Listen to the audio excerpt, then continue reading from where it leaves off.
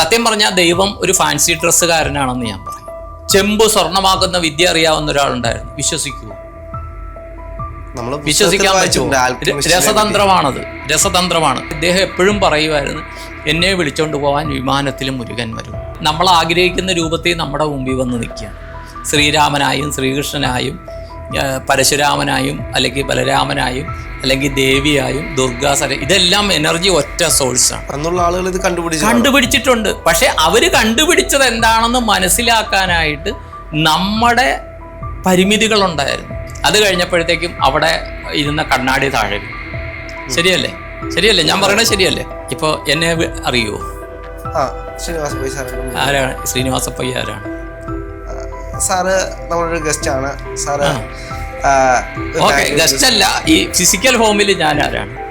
ഒരു മനുഷ്യനാണ് സാർ. ഈ ദൈവങ്ങളുടെ സാന്നിധ്യം എങ്ങനെ തിരിച്ചറിയാം? അതായത് ഇപ്പോൾ ഒരുപാട് പേര് പലപ്പോഴും പറയുന്നുണ്ട്, ഞാൻ ഇന്ന ദൈവത്തെ കണ്ടിട്ടുണ്ട്, ശിവനെ കണ്ടിട്ടുണ്ട്, പാർവതിയെ കണ്ടിട്ടുണ്ട്, അല്ലെങ്കിൽ മുരുകനെ കണ്ടിട്ടുണ്ട്, ഗണപതിയെ കണ്ടിട്ടുണ്ട്. പിന്നെ അവരുടെ ഒരുപാട് കഥകളെല്ലാം നമുക്ക് പറയുന്നത് കേൾക്കാം. എന്നാലും നമ്മൾ ഈ പഞ്ചേന്ദ്രിയങ്ങൾക്കപ്പുറത്തേക്ക് ഈശ്വര സാന്നിധ്യം അറിയാൻ എന്തെങ്കിലും വഴിയുണ്ടോ? അതായത് കൂടുതലും പഞ്ചേന്ദ്രിയം വഴിയാണ് നമ്മൾ അറിയുന്നത്. ചിലർ പറയുന്നത് ഞങ്ങൾ ആ ഒരു പഞ്ചേന്ദ്രിയങ്ങൾക്ക് അപ്പുറത്തേക്ക് ഒരു അതീന്ദ്രിയമായ ഒരു ഇടത്തേക്ക് പോയതിനു ശേഷമാണ് നമുക്കത് അനുഭവിക്കാൻ കഴിയുന്നു എന്ന് പലരും പറയാറുണ്ട്. അത് യാഥാർത്ഥ്യമാണ്? യാഥാർത്ഥ്യം. ഇപ്പൊ ഞാൻ വെറുതെ രാഹുൽജിയോട് ചോദിച്ചോട്ടെ, രാഹുൽജി ദൈവത്തിനെ അനുഭവിച്ചിട്ടുണ്ടോ? അനുഭവിച്ചിട്ടുണ്ടോ എന്ന് ചോദിച്ചു കഴിഞ്ഞാൽ നമുക്ക് അറിഞ്ഞിട്ടുണ്ടോ? അറിയാൻ ശ്രമിച്ചിട്ടില്ല. അറിഞ്ഞിട്ടില്ല എന്ന് തീർത്ത് പറയാൻ കഴിയുമോ? ഇല്ല, നമ്മൾ അറിയാൻ വേണ്ടി ശ്രമിച്ചപ്പോഴൊന്നും അറിയിച്ചു തന്നിട്ടില്ല. ഏതെങ്കിലും സമയത്ത് ട്രെയിനിൽ യാത്ര ചെയ്യാൻ പോകുമ്പോഴത്തേക്കും ഇടയ്ക്ക് ട്രാഫിക് ബ്ലോക്ക് വന്നു, ദൈവമേ ട്രെയിൻ വിട്ടുപോകുമോ എന്ന് വിചാരിച്ച് നമ്മൾ ദൈവമേ എന്നൊരു വിളിക്കും അല്ലേ? ആ സമയത്ത് ട്രാഫിക് ബ്ലോക്ക് ക്ലിയർ ആകും അല്ലേ? ട്രാഫിക് ബ്ലോക്ക് ക്ലിയർ ആയിട്ട് നമ്മൾ പോകുന്ന വണ്ടി മുന്നോട്ട് പോകുമ്പോഴത്തേക്കും ദൈവത്തിൻ്റെ കരുണാകടാക്ഷം അവിടെ ഉണ്ടെന്ന് നമ്മൾ വിശ്വസിക്കും അല്ലേ? എനിക്കാണോ ബൈബിളിലാണോ മറ്റോ എന്തിലോ പറഞ്ഞിട്ടുണ്ട്, വിശക്കുന്നവൻ്റെ മുമ്പിൽ അന്നമാണ് ദൈവം. നമ്മുടെ ആവശ്യങ്ങൾ നടക്കുന്നുണ്ടോ, അത് ദൈവികമായിട്ടുള്ള ഒരു അനുഗ്രഹമായിട്ട് കരുതാം. പിന്നെ ഇത് ഒരു ഫിസിക്കൽ ഫോമിൽ അനുഭവിക്കാൻ പറ്റുമോ എന്ന് ചോദിച്ചാൽ തീർച്ചയായിട്ടും ഉണ്ട്. കുറേയധികം സാധാരണക്കാർക്ക് വരെ അനുഭവിക്കാൻ പറ്റുന്നുണ്ട്. ഇപ്പോൾ നമ്മൾ ആ ബാക്കിലിങ്ങനെ വീഡിയോ ചെയ്തതിന് ശേഷം കുറേയധികം ആൾക്കാർ പറഞ്ഞിട്ടുണ്ട്, ഗുരുവായൂരിൽ പോയാൽ കിട്ടുന്ന കാറ്റ്. അത് ഗുരുവായൂരിൽ മാത്രമല്ല, പല ക്ഷേത്രങ്ങളിലും ആ കാറ്റ് കിട്ടുന്നുണ്ട്. കാര്യം ഈ പഞ്ചഭൂതങ്ങൾ, ഭൂമി, വായു, അഗ്നി, ജലം, ആകാശം, ഈ പഞ്ചഭൂതങ്ങളിലൂടെയാണ് ദൈവം എന്ന് പറയുന്ന ശക്തിയിലേക്ക് എത്താനുള്ള വഴിയും. ദൈവം എന്ന് പറയുന്ന ശക്തി കമ്മ്യൂണിക്കേറ്റ് ചെയ്യുന്നത് ഇതാണ്. നിമിത്തം നോക്കുന്നത് ഈ പഞ്ചഭൂതങ്ങൾ വെച്ചാണ്. അതിൽ പിന്നെ അതുകൂടാണ്ട് ഈ പക്ഷികളുടെ സൗണ്ട് അതുമൊക്കെ നിമിത്തങ്ങളിൽ വരും. പക്ഷെ ഒരു സമയത്ത് കാറ്റ് എങ്ങനെ വീശുന്നു, അല്ലെ ഭൂമിയിൽ വല്ല ഇലനൊക്കെ ഉണ്ടോ, എന്തെങ്കിലും പക്ഷേ അതൊക്കെ ഇത് നോക്കാറുണ്ട്. അപ്പോൾ അതിലൂടെയൊക്കെ ദൈവം എന്ന് പറയുന്ന ശക്തിനെ അറിയാൻ പറ്റും. അതിലും ഏറെ ഒരു കാര്യം അറിയാമല്ലോ, ഇപ്പോൾ താങ്കളും ഉണ്ടായിരുന്നു, നമ്മൾ തേങ്ങ വെച്ച് എനർജി നോക്കി അല്ലേ? ആ ബാക്ക് മീഡിയയിൽ നമ്മൾ ഇതിനു മുമ്പ് ഇരുന്ന ശില്പാമാവും താങ്കളുമായിട്ട് ഇരുന്ന ഇതിനകത്ത് ഒരേ സമയത്ത് എൻ്റെ ദൃഷ്ടി ഒരു ഭാഗത്തേക്ക് പോയത് ശ്രദ്ധിച്ച് കാണും ഇല്ലേ? ഒരു ഭാഗത്ത്. കാര്യം അവിടെ എന്തോ ഒരു അസ്വസ്ഥത എനിക്ക് ഫീൽ ചെയ്യുന്നുണ്ടായിരുന്നു. നമ്മൾ ഒരു 2 മാസം മുമ്പ് ഇരുന്നതാണ്. അത് കഴിഞ്ഞപ്പോഴത്തേക്കും അവിടെ ഇരുന്ന കണ്ണാടി താഴെ വീണു. ശരിയല്ലേ? ഞാൻ പറയണത് ശരിയല്ലേ? കണ്ണാടി താഴെ വീണു. അപ്പോൾ എപ്പോഴും ആ കണ്ണാടിയല്ല, എന്തോ ഒരു പിക്ചർ അതവിടെ എപ്പോഴും ഇത് പൊട്ടിച്ച് വെച്ചാൽ താഴെ വീഴും എന്ന് പറഞ്ഞ് നമ്മൾ തേങ്ങ വെച്ച് നോക്കി എനർജി സെൻസ് ചെയ്തത് ഓർമ്മയുണ്ട്. അപ്പം അങ്ങനത്തെ കുറേ എനർജി ഉണ്ട്. അത് നമ്മൾ കൂടുതലും ഇഷ്ടപ്പെടുന്നത് എല്ലാവരും നമ്മുടെ മിത്രങ്ങളാകണമെന്നാണ്. നമ്മുടെ മിത്രഭാവത്തിലുള്ളതെല്ലാം ദൈവങ്ങളാണ്, നമ്മുടെ ശത്രുഭാവത്തിലുള്ളതെല്ലാം മാസുരിക ശക്തികളായിട്ട് വരുന്നു. മനസ്സിലായി? അപ്പോൾ ദൈവം എന്ന് പറയുന്നത്, സത്യം പറഞ്ഞാൽ ദൈവം ഒരു ഫാൻസി ഡ്രസ്സുകാരനാണെന്ന് ഞാൻ പറയും. എങ്ങനെ? നമ്മൾ ആഗ്രഹിക്കുന്ന വിധത്തിൽ, നമ്മൾ ആഗ്രഹിക്കുന്ന രൂപത്തിൽ നമ്മുടെ മുമ്പിൽ വന്ന് നിൽക്കുകയാണ്. ശ്രീരാമനായും ശ്രീകൃഷ്ണനായും പരശുരാമനായും അല്ലെങ്കിൽ ബലരാമനായും അല്ലെങ്കിൽ ദേവിയായും ദുർഗാസര, ഇതെല്ലാം എനർജി ഒറ്റ സോഴ്സാണ്. പക്ഷെ നമുക്കറിയാം ഇതെല്ലാം ഒരു കഥയാണ്, അല്ലെങ്കിൽ ഇങ്ങനെയുള്ള ആളുകളെല്ലാം ഓരോ കഥാപാത്രങ്ങളായി നമ്മൾ പണ്ടേ നമ്മുടെ മനസ്സിൽ കയറി കൂടിയ ആളുകളാണ്.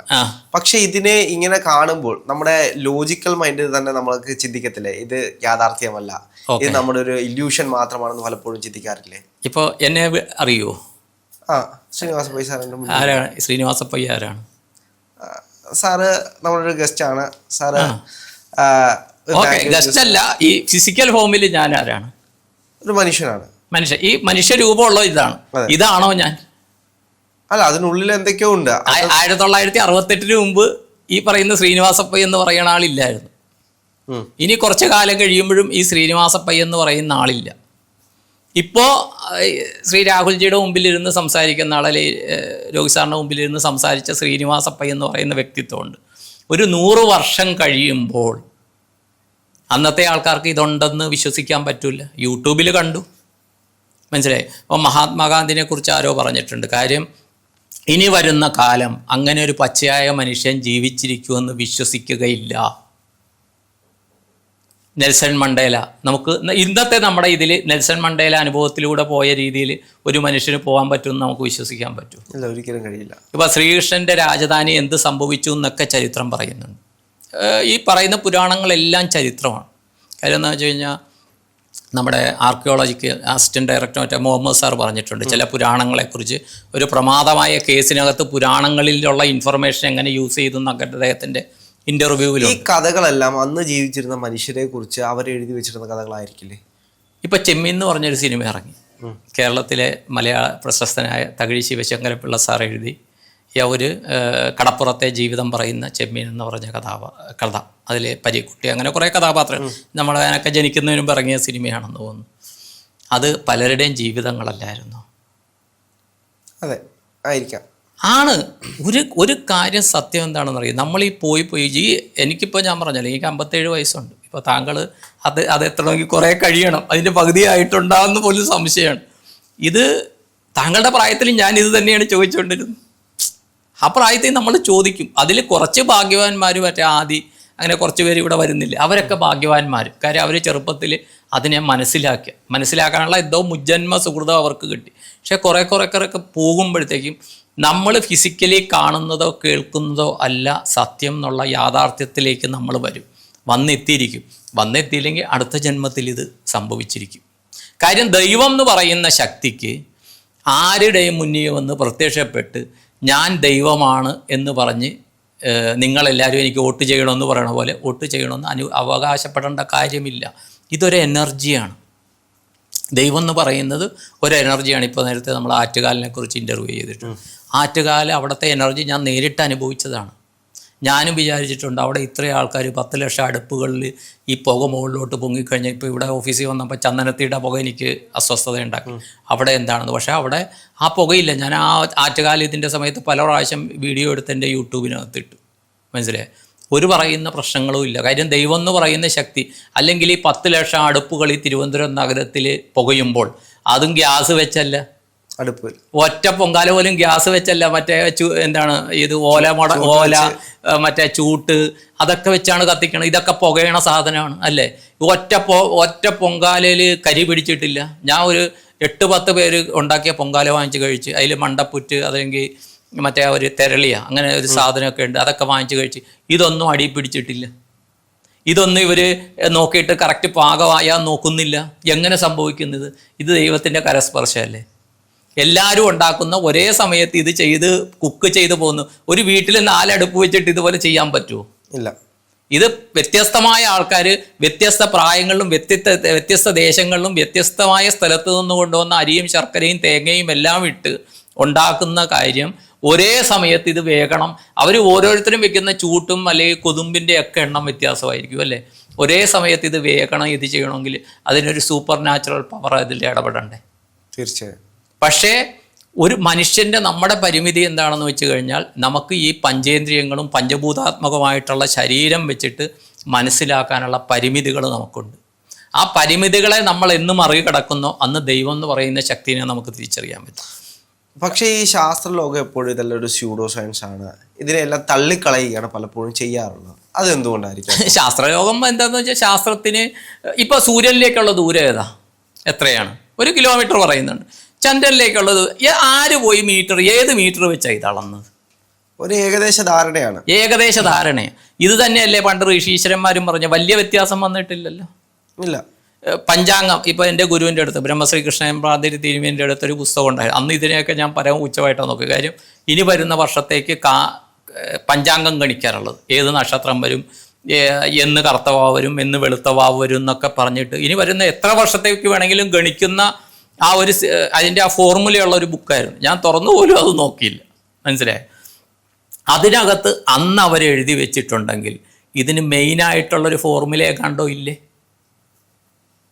ശരിയല്ലേ? അന്നുള്ള ആളുകൾ ഇത് കണ്ടുപിടിച്ചിട്ടുണ്ട്. പക്ഷെ അവർ കണ്ടുപിടിച്ചത് എന്താണെന്ന് മനസ്സിലാക്കാനായിട്ട് നമ്മുടെ പരിമിതികളുണ്ടായിരുന്നു. വിമാനം ഇങ്ങനെ പറക്കും, ഇന്ന രീതിയിൽ വിമാനം പറക്കാൻ പറ്റുന്ന വൈമാനിക ശാസ്ത്രം ഭാരത സിദ്ധാന്തത്തിലില്ലേ? അന്നുണ്ടാക്കാനുള്ള ശ്രമം ഉണ്ടാക്കിയാനെ. പക്ഷേ 1200-കളിലൊക്കെ അവർ കുറച്ച് വർഷങ്ങൾക്ക് മുമ്പ് ഇവിടെ വിദേശത്തെ അധിനിവേശം വന്നു. വിദേശത്തെ അധിനിവേശം വന്നപ്പോഴത്തേക്കും നമ്മുടെ ഇവിടെ നിന്നുള്ള കുറേ അറിവുകൾ കൊണ്ടുപോയി. ഇപ്പോൾ ശ്രീ എം കെ രാമൻ്റെ സാറിൻ്റെ ബുക്ക് വായിച്ചു കഴിഞ്ഞാൽ ചെമ്പ് സ്വർണ്ണമാക്കുന്ന വിദ്യ അറിയാവുന്ന ഒരാളുണ്ടായിരുന്നു. വിശ്വസിക്കുമോ? വിശ്വസിക്കാൻ പറ്റുമോ? രസതന്ത്രമാണത്, രസതന്ത്രമാണ്. അദ്ദേഹം പറയുന്നുണ്ട്, അത് സ്ഥലവും എല്ലാം പറയുന്നുണ്ട്. ആ ബുക്ക് ഇദ്ദേഹം ഇത് വിൽക്കാൻ നടക്കുകയാണ്. ഒരു അറിവാണ് ഈ വിൽക്കാൻ നടക്കുന്നത്. എന്നിട്ട് ഇത് വേറെ ഏതോ വിദേശി വാങ്ങിച്ചിട്ട് ഇതൊരു അമേരിക്കയെ കൊണ്ടുപോയിട്ട് അമേരിക്കയിലെ ആൾക്കാർ കോടീശ്വരന്മാരായെന്ന് പറയണം. അതിൻ്റെ പേരൊക്കെ അദ്ദേഹം പറയുന്നുണ്ട്. ആ ബുക്ക് എം കെ രാമൻ്റെ സാറിൻ്റെ ബുക്ക് വായിച്ചു നോക്കൂ. അദ്ദേഹം സാധാരണക്കാരനായൊരു മനുഷ്യനാണ്. അദ്ദേഹത്തിൻ്റെ ജീവിതത്തിൽ അദ്ദേഹം കണ്ടെത്തിയ കാര്യങ്ങൾ പറയുകയാണ്. മനസ്സിലായ? ഭാരതത്തിൽ ഇത് പുറത്തു പോയിട്ട് ഈ ഹ്യുവാൻസാങ് എന്നാണ്ടോ വന്നിട്ട് 600 കുതിരകളുടെ പുറത്താണ് തക്ഷശില എന്ന നളന്ത എന്ന പുസ്തകങ്ങൾ കൊണ്ടുപോയി എന്ന് പറയുന്നു. അറിവിൻ്റെ ഖനിയായിരുന്നു ഭാരതദേശം. ഇത് കണ്ടുപിടിക്കാൻ പരിമിതികളുണ്ടെന്ന് ഉള്ളത് കൊണ്ടല്ലേ? ആ പരിമിതികൾ നമ്മുടെ പരിമിതികളല്ലേ? ദൈവം എന്ന് പറയുന്ന ശക്തിയുടെ പരിമിതികളല്ലല്ലോ. ആണോ? അല്ല. ഇപ്പോൾ ഞാൻ കഴിഞ്ഞ ദിവസം തിരുവണ്ണാമലയിൽ പോയപ്പോഴത്തേക്കും ഒരാൾ കൃപാനന്ദ വാര്യർ എന്ന് പറഞ്ഞൊരു വ്യക്തി. ഇദ്ദേഹം ഭയങ്കര മുരുകഭക്തനാണ്. അപ്പോൾ ഈ മുരുകഭക്തനായിട്ട് അവിടെ വെച്ചൊരു വ്യക്തി പറഞ്ഞു മുരുകഭക്തനാണ്. അപ്പോൾ ഇദ്ദേഹം എപ്പോഴും പറയുമായിരുന്നു, എന്നെ വിളിച്ചുകൊണ്ട് പോകാൻ വിമാനത്തിൽ മുരുകൻ വരും. അപ്പോൾ ഇദ്ദേഹം അന്തരിക്കുന്ന സമയത്ത് വിമാനത്തിൽ യാത്ര ചെയ്യുകയാണ്. അപ്പോൾ തിരുപ്പതിക്ക് അടുത്താണ് തിരുത്തണി എന്ന് പറയുന്ന സ്ഥലം. എയർ ഡിസ്റ്റൻസ് വലിയ ദൂരയിൽ. അങ്ങനെ കൂടി വിമാനം പോകുമ്പോഴത്തേക്കും ഇദ്ദേഹം ആ സമയത്ത് പുറത്തേക്ക് നോക്കുന്നു. അദ്ദേഹം ഇരിക്കുന്നതിൻ്റെ വലതുവശത്ത് ആ ഭാഗത്താണ് തിരുത്തണി ക്ഷേത്രം. അവിടെയാണ് വള്ളിയോ ദേവയാനിയുടെ മറ്റേ വിവാഹം നടന്നതെന്നുള്ള സങ്കല്പമുണ്ട്. അങ്ങോട്ടേക്ക് നോക്കി ആരെയോ നോക്കുന്ന പോലെ ഇദ്ദേഹം നോക്കുന്നുണ്ട്. ബാക്കിയുള്ളവർ ശ്രദ്ധിക്കുന്നുണ്ട്. കാര്യം ഇദ്ദേഹം ഒരു വിശിഷ്ട ഗുരുഭക്തനായതുകൊണ്ട് ആൾക്കാർക്കറിയാം. നോക്കുകയും ഇദ്ദേഹം നോക്കി ആരെയെ കണ്ട പോലെ ആ മുഖത്തുനിന്നൊരു റെസ്പോൺസ് വരികയും ഇദ്ദേഹം ചരിയുകയായിരുന്നു.